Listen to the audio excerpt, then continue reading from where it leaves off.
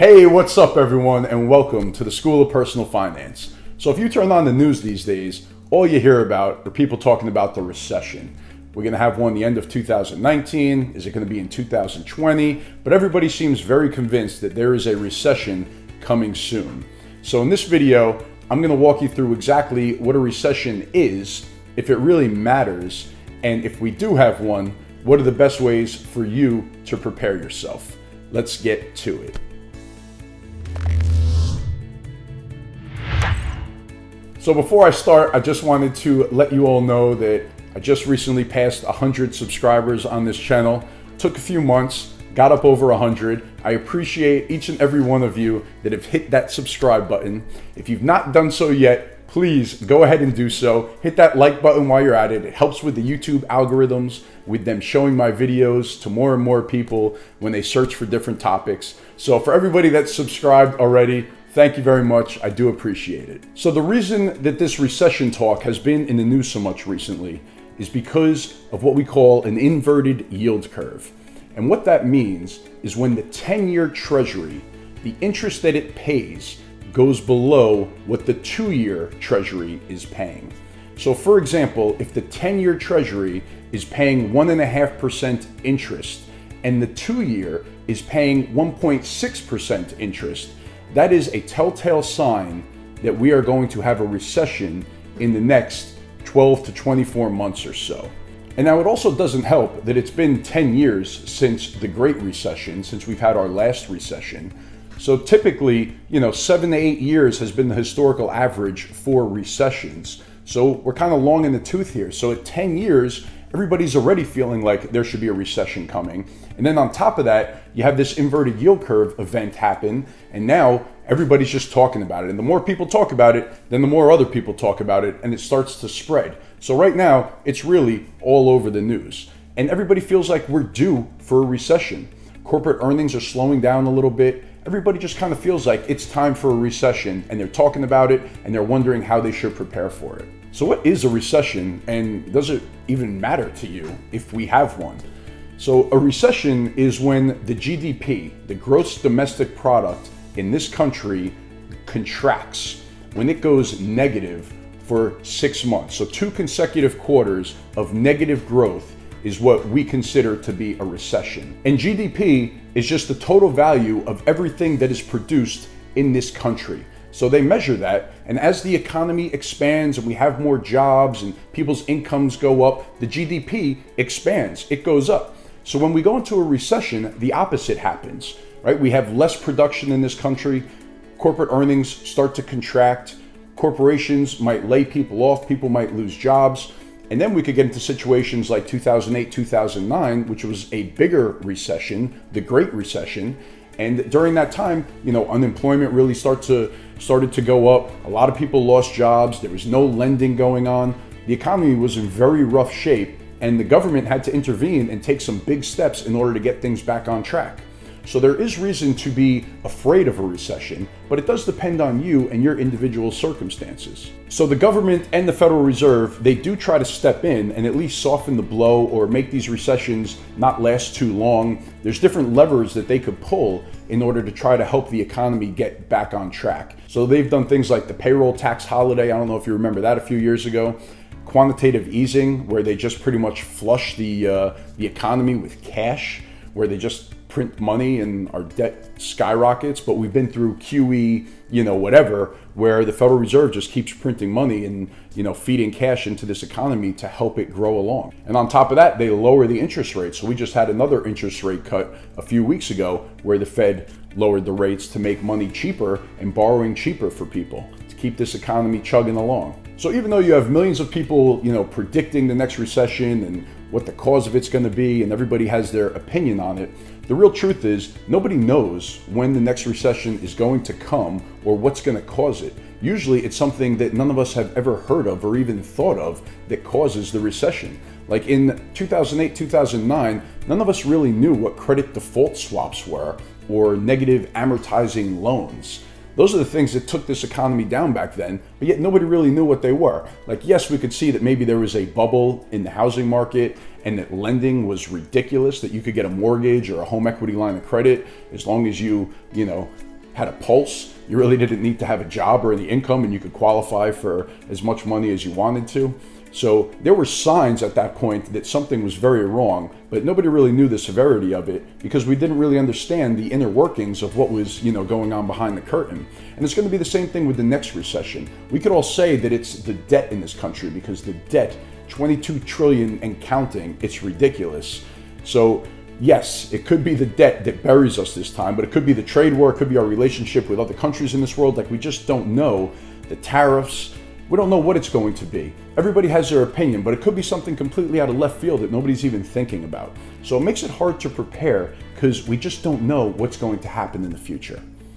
So with all that being said, let me give you my thoughts, my ideas, and some ways that you can prepare, because eventually a recession is coming. We don't know when, but this world, we go through cycles, we go through business cycles. So a recession is coming. If it's not next year, it might be the year after that, it might be 5 years from there. We just don't know. A lot of people thought it was going to be 3 years ago, 2 years ago, and they started taking cash and putting it on the sidelines waiting for the next recession. They started not buying stocks as much, or maybe selling stocks, waiting for the prices to drop. And those people are still waiting. So it's a hard game to play, right? It's not easy to predict when these things are going to happen. But here's my advice for how you could prepare for the next recession when it comes. So the first thing that I really want you to focus on and understand is that your house, your situation in your home is really what matters the most.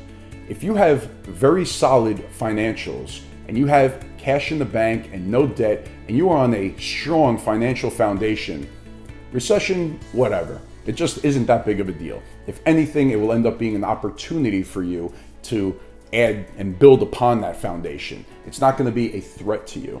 But another thing to understand is your job security. So it's a very different scenario if you have a couple where they're both teachers and their jobs are very safe and secure. And even if we go into a recession, financially, it's not going to really impact your life very much. You know you're still going to be getting paid. Everything's going to still continue.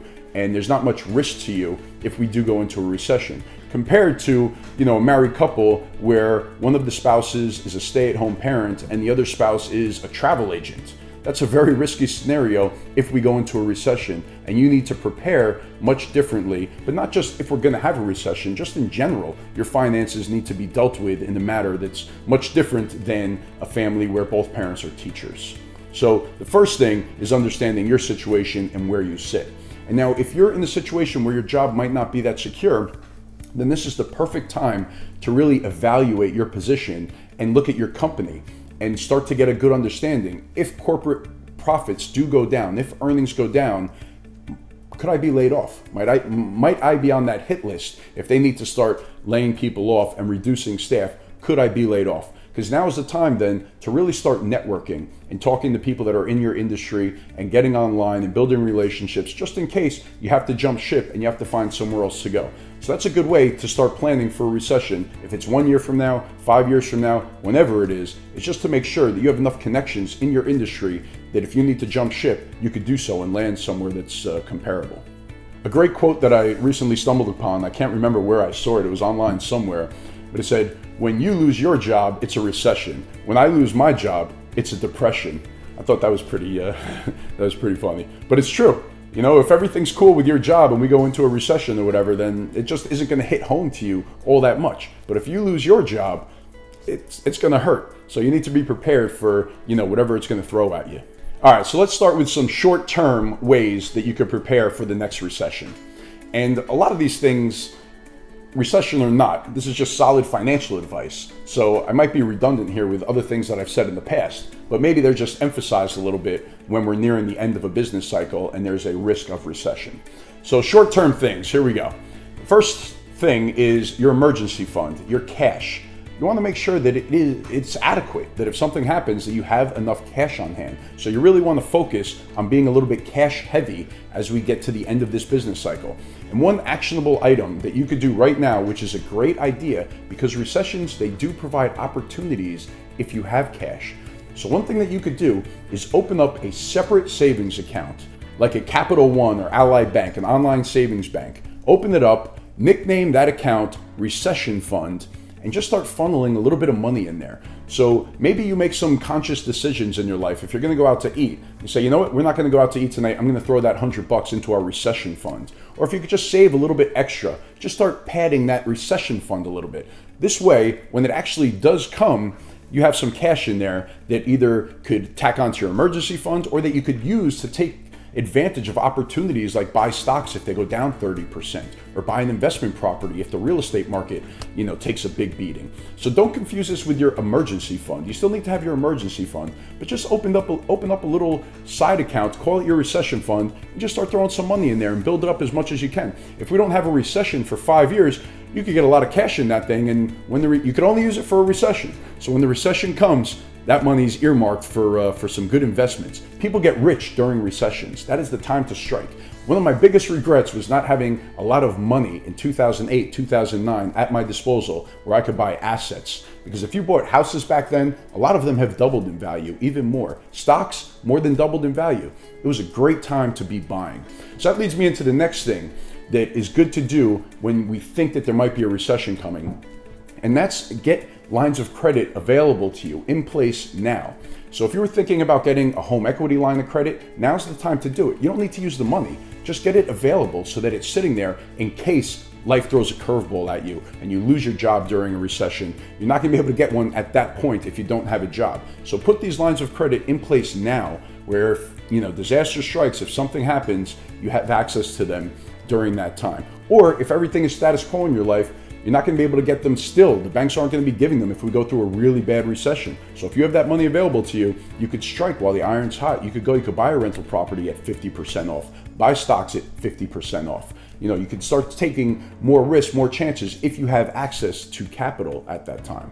And then just the last thing that you could do with a short-term vision is if you have any investments, if you have anything where you think you're going to be using that money in the next 3 to 5 years. Like for example, if you have a child that's going to be going to college in the next 3 to 5 years and you have their money invested very aggressively in their 529 plan, now might be a good time to dial that back. Right? If you're going to be needing that money in the next 3 to 5 years, you don't want it to get wiped out. You don't want to lose 30% if we have a stock market correction.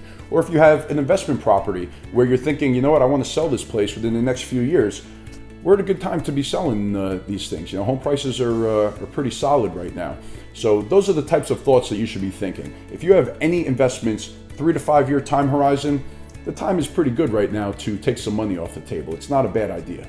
And then my last piece of advice for the short-term mind frame stuff is sit down with your significant other, or if it's just you, go through a business plan. Create a 1-year business plan where you have your cash flow, any major purchases that you want to have over the next year. Look at all, your net worth, how much money you have in the bank. Put together a plan of what your income's going to look like over the next 12 months and just have a very good understanding of what it all looks like. This way you can start to, play different scenarios out in your mind. If you did lose your job, or if, the stock market does drop 30%, what effect does it have on you over the next 12, 24 months or so? So these are the things you want to be thinking about when we get into this kind of cycle where we've had 10 years of a pretty robust economy. All right, so now on to the long-term thinking with your long-term investments. And my advice is pretty simple here.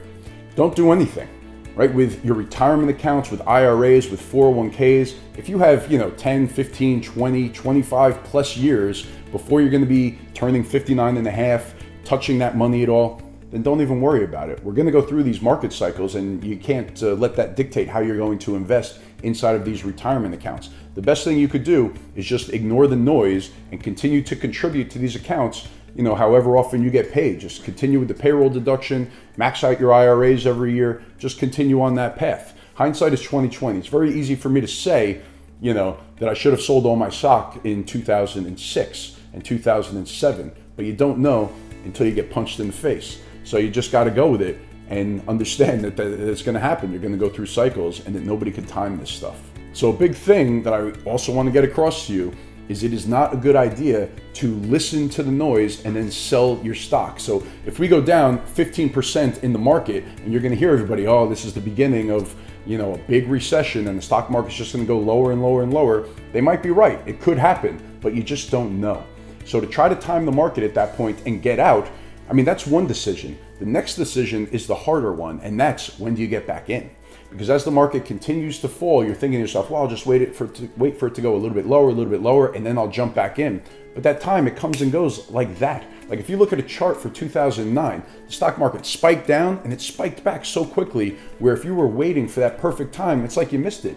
And then your emotions and your mentality, they start to shift towards, well, I'll just wait for it to drop a little bit more before I buy back in. And it's an impossible game to play. So don't even try to play it, especially when you're looking at retirement money, at long-term investments. You just got to go with it. You just got to continue going. The only thing you could do is once we go into that downturn is try to put more money in. Realize that it's an opportunity and try to put more money in. But nobody's going to time the top. Nobody's going to time the bottom. It's just an impossible game to play. So understand that going in and just do the best you can to be consistent and to not make any big emotional moves with this stuff. All right, everybody, that is it for recession talk. Leave a comment down below. Let me know if you think that we're going to be entering into a recession in 2020. And one other thing, for the Ask Rich episodes, send me your questions. I haven't gotten any in a week or so. So I do have a bunch that I'm still going to pull from, but send me your questions, rich@schoolofpf.com. Put it right here. So email me, let me know any questions that you would like me to answer in a future episode. I would love to. Follow me on Instagram, friend me on LinkedIn, on Facebook. I will see you guys again in the next episode. If you haven't already, hit that like button for me. Subscribe to the channel. Thanks so much for watching. I'll see you again soon. Thanks.